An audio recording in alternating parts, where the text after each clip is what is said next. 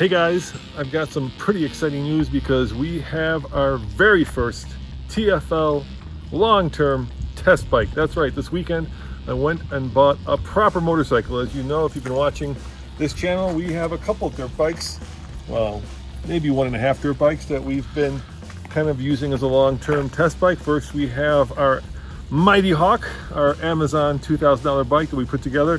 And then of course we recently purchased a Honda Monkey.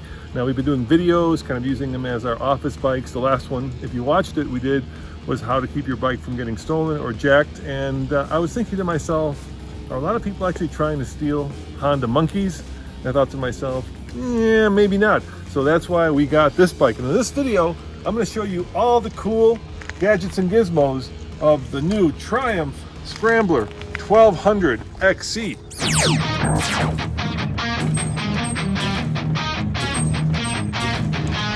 Obviously, this is a classic Scrambler. Triumph has been building Scramblers, or people have been modifying them as Scramblers since, well, the beginning of motorcycles. So we thought if you're going to get a Scrambler, get the original. We thought about getting a Ducati, which also makes a Scrambler. Well, they make a bunch of them. The Desert Sled, because of course that's the most off-road worthy one.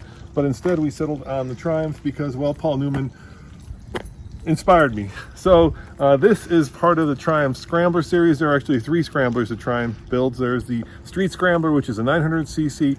Then there's a Big Boy Scrambler, which shares the 1200cc engine out of the Thruxton. And of course, then there's, well, this is the XC, and then there's the XE, which is more of the dirt-worthy Scrambler. It's a little bit taller, bigger suspension, more knobby tires, but this one seems to kind of be the sweet spot in terms of not being too street and not being too dirt.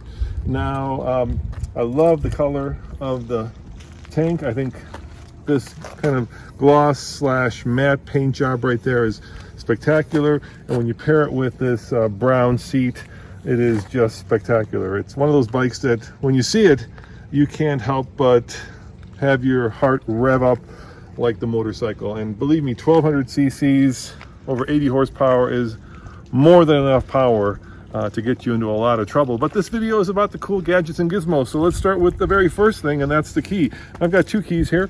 This is a key to a Volkswagen Touareg, and this is the key to the Triumph. Now, they both are very similar when you think about them. They're both like that, but this key you don't really need. What you do need is this part of the key, which is of course the little part that transmits a signal that tells you that you are in contact with the motorcycle. And I've never seen this on a car key, but there's a little, like a little transmitter sign here. When you press this, it lights up and turns green and shows you exactly how strong your battery is.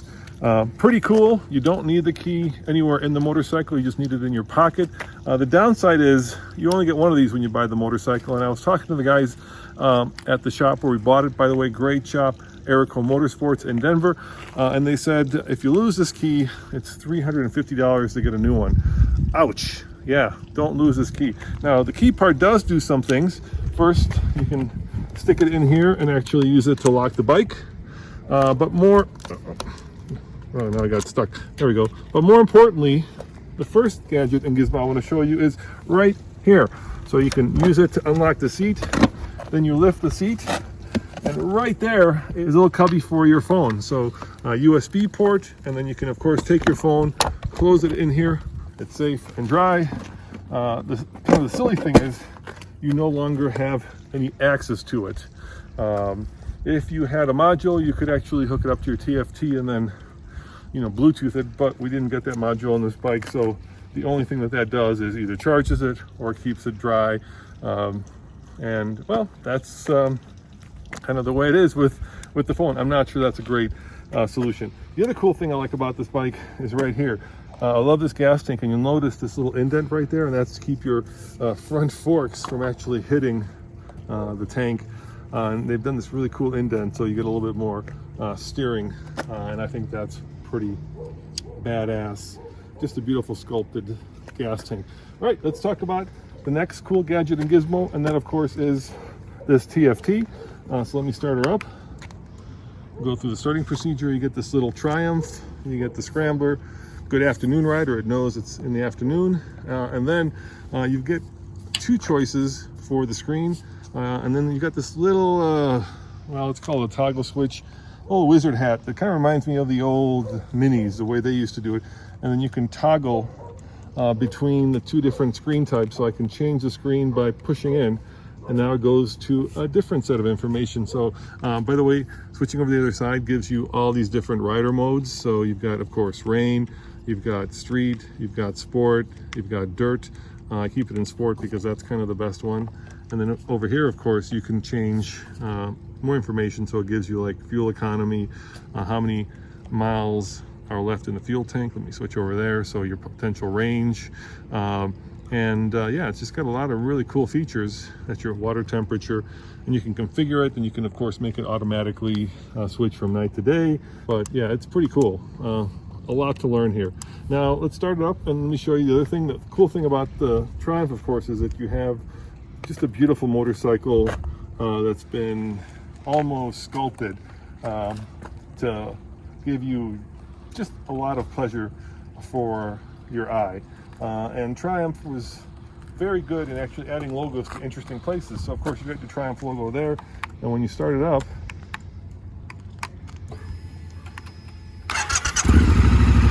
it sounds great. You also have Triumph here, and you have the Triumph logo right there, the taillight, which I love. You get the Triumph logo in the headlight, and then if you want to switch to your brights, you push the button, and you switch them up and down at the bottom of the headlight, turns on and off, giving you your brights. How cool is that? The other thing I, of course, love about this motorcycle is on this side, and take a look. I just love the way that this exhaust is sculpted, of course raised high for that classic Scrambler look, but it not only sounds magnificent, but that looks like almost like a musical instrument. It's so darn beautiful that it's hard to fault the look of this motorcycle. You know, sometimes motorcycles speak more to the heart than to the head, and this one certainly speaks to both the heart and the head, because that engine has tons of torque. There's never a moment when you feel like you need more torque, and so whether you're at 2,000 RPM or 4,000, you're always got enough torque to actually move you down the road. Almost the exact opposite of what a sport bike would be. Now let me show you another cool thing. Right here, if you look, it's got spokes, but in order to have tubeless tires, the spokes actually poke out the side over here, not underneath the tire.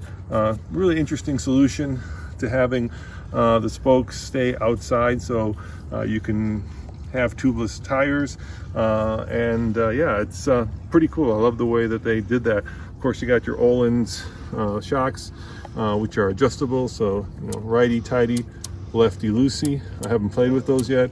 And another cool feature, of course, Brembos. But let me show you this part.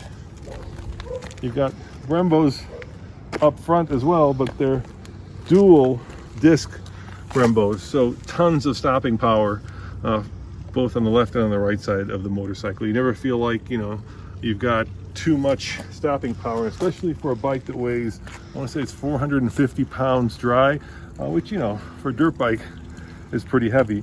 You do want to have very confidence-inspiring brakes. Now, I've only taken it for a short ride so far, 22 miles, and so far I can tell you I'm super impressed by how this bad boy handles. I really can't wait to get it out on the dirt and see if, you know, it's as good off-road as it is on-road. Great thing about Colorado is that every road here eventually turns into basically a single track. Well, first it turns into a dirt road, then it turns into a double track, and then eventually a single track. And yeah, a 450 pound bike is not ideal for that, but I'm certainly looking forward to as many dirt roads as I can get this on. Hopefully over the next several weeks, we'll do some on-road reviews with it, we'll do some off-road reviews with it, and we're gonna have just a lot of fun with this bike. I can't wait to actually get out there and ride it, see how it performs when you actually start pushing it. I've done a lot of research before I bought this. All the reviews are very positive about the bike. People say that it's expensive, which it is. We bought it for $14,000. We got $1,000 off because it's a, well, the dealership was very kind to us. It's a 2020 model year, which is a lot of money. You can get a lot of bike for 14K. And I feel like we are getting a lot of bike, not just bike, but actually, moving sculpture. So yeah, stay tuned. We'll do a lot more with this. Oh, okay, one criticism. I have found one criticism, and that is right here. The little brake fluid reservoir is plastic. Having spent a lot of time on dirt bikes in Colorado, this feels like it's a weak point. It wouldn't take much to break that off, and then you're basically riding without brakes, which means you're not riding. So we'll probably have that swapped out to something a little bit more sturdy. But overall, I'm super excited, and I can't wait to share my experience with the new, relatively new, it came out in 2019, I believe, Triumph Scrambler 1200 XC. Let me know in the comments below what you think, and yeah, hopefully we'll get some off-road reviews of this bad boy soon. Today it's nice, but we are still in the middle of winter here, so the second we hit dirt, we're going to hit snow, and I do not want to take this in the snow because I do not want to pick up a 450-pound bike. As always, this is Roman reporting for the Fast Lane Bike. Check out TFLbike.com for more news, views, and honest and independent motorcycle reviews. See you next time. Ciao.